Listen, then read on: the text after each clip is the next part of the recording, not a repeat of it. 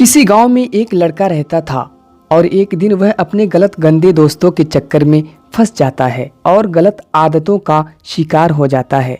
उसकी उम्र लगभग 20 साल थी। उम्र तो बढ़ रही थी लेकिन उसका शरीर नहीं बढ़ रहा था। दिन ब दिन उसकी हालत खराब होती जा रही थी। जवानी में ही उसका शरीर किसी बूढ़े व्यक्ति समान हो गया।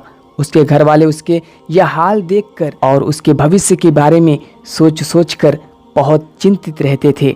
और एक दिन वह उस लड़के को किसी अच्छे से वैद्य के पास लेकर गए। वैद्य ने उस लड़के के शरीर में प्रोटीन और विटामिन की भारी कमी बताई और कुछ दवा देके उन बाप बेटों को वापस भेज दिया।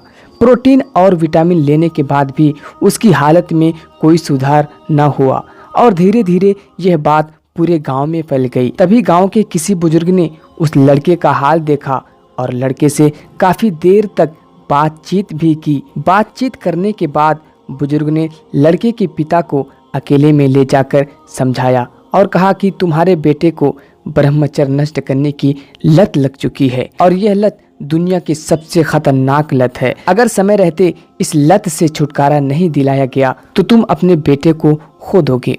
अगर इसे बचाना चाहते हो किसी ऐसे साधु संत के पास ले जाओ जिसने अखंड ब्रह्मचारी रहने का संकल्प लिया हो। वही तुम्हारे बेटे को समझा सकते हैं और इसके चित्र को बदल सकते हैं। वो आदमी घर आया और अपने लड़के से पूछा कि बेटा तुम सच सच बताना ब्रह्मचर्य नष्ट करते हो या नहीं। उस लड़के ने कहा कि पिताजी आपसे किस वैद्य ने ऐसा कहा कि मैं ब्रह्मचर्य नष्ट करता हूँ। पिताजी बोले बेटा वैद्य ने नहीं बल्कि हमारे गांव के सबसे अनुभवी बुजुर्ग रामू काका ने कहा। फिर लड़के ने कहा पिताजी आप भी ना किसकी बातों में आ गए। उनकी उम्र 90 साल है और बुढ़ापे में उनका दिमाग काम नहीं कर रहा है। किसी के बारे में कुछ भी बोल देते हैं। बुढ़ापे में सेटिया गए हैं।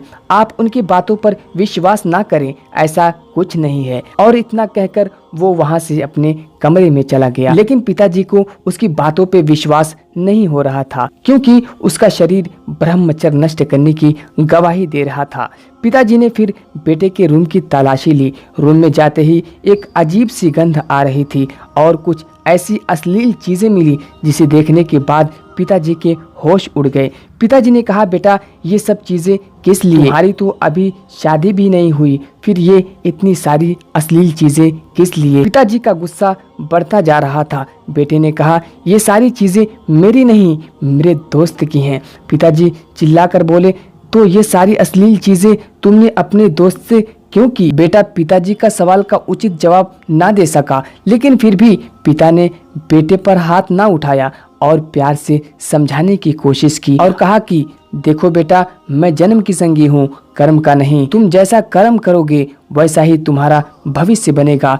इस गंदी गलत आदत से तुम्हें जीवन में कुछ भी हासिल नहीं होगा। तुम्हारे शरीर की बीमारी का पता लगाने के चक्कर में मेरे ऊपर लाखों रुपए का कर्ज हो गया। तुमने मुझे कहीं का ना छोड़ा। तुमने मेरे और अपने सपनों पे पानी फेर दिया। और इतना कहकर बाप के आंखों में आंसू छलकने लगे। पिता का चेहरा देखकर बेटे ने कहा पिताजी मैं वादा करता हूँ मैं आपसे कि जब तक मेरी शादी नहीं होती तब तक ब्रह्मचर्य नाश नहीं करूँगा। और अपने पिता से वादा करने के बाद वह 1 महीना तक ही अपने आप को जैसे तैसे रोक पाया, अपने आप को काबू कर पाया और फिर से ब्रह्मचर्य नाश करने लगा। तभी उस गांव में एक साधु आए जो अखंड ब्रह्मचारी थे। जब उस आदमी को इस बात का पता चला तो वह तुरंत उस साधु के पास पहुंचा और अपनी समस्या बताने लगा और कहा साधु जी मेरा बेटा पिछले 7 साल से ब्रह्मचर्य नष्ट कर रहा है, कृपया आप उसे सही रास्ता दिखाएं और उसे बचाएं। साधु जी ने उस बात को सुना और कहा कि आप अपने बेटे को कल सुबह बागीचे में लेकर आइए और वहीं पर मैं आपको उपाय बताऊंगा। अगले दिन सुबह पिता पुत्र बागीचे में पहुंच गए। महात्मा बेटे से बोले आइए हम दोनों बागीचे की सैर करते हैं। और वो धीरे धीरे आगे बढ़ने लगे। चलते चलते महात्मा जी अचानक रुके और बेटे से कहा क्या तुम इस छोटे से पौधे को उखाड़ सकते हो? जी हाँ, इसमें कौन सी बड़ी बात है? और ऐसा कहते ही बेटे ने आसानी से पौधे को उखाड़ दिया।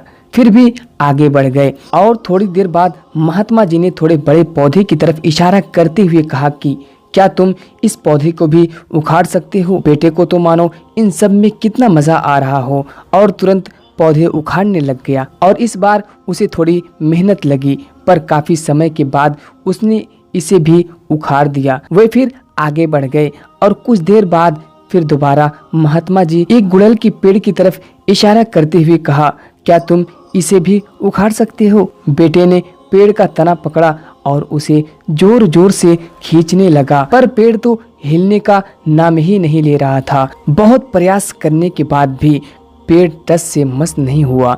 तो बेटा बोला, अरे ये तो बहुत मजबूत है, इसे उखाड़ना मुश्किल है। फिर महात्मा जी ने उसे प्यार से समझाते हुए कहा, बेटा ठीक ऐसा ही बुरी आदतों के साथ होता है। जब भी नई होती हैं तो उन्हें छोड़ना आसान होता है, पर वे जैसे जैसे पुरानी होती जाती है तो उन्हें छोड़ना बहुत मुश्किल हो जाता है। बेटा ने उनकी बात समझ गया और उसने ये कसम ली कि आज के बाद वह कभी गंदी गलत आदतों का शिकार नहीं बनेगा, कभी भी ब्रह्मचर्य नष्ट नहीं करेगा। तो उम्मीद करता हूँ कि आज की इस वीडियो में आप कुछ जरूर सीखे होंगे और आपको ये वीडियो भी पसंद आया होगा। अगर आपको ये वीडियो पसंद आया है तो लाइक के साथ शेयर ज़रूर करें। जिन लोगों को नहीं पता है वो लोग जान जाएं और हो सके तो आप सब्सक्राइब भी करें, जिससे हमारी हर आने वाली वीडियोस का नोटिफिकेशन आप तक पहुंचती रहे। मिलते हैं नेक्स्ट वीडियो में एक नई टॉपिक के साथ। तब तक के लिए अस्सलाम वालेकुम।